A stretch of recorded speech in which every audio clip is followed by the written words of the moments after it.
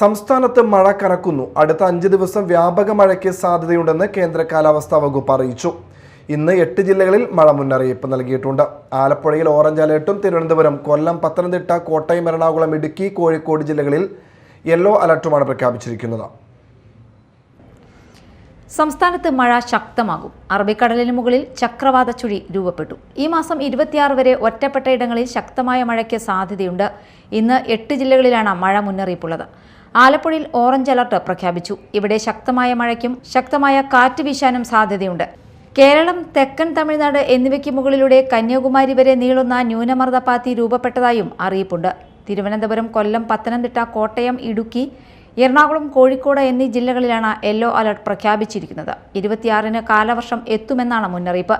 അതോടെ കേരളത്തിൽ മഴ ശക്തമാകുമെന്നാണ് മുന്നറിയിപ്പുള്ളത്. News desk, media time.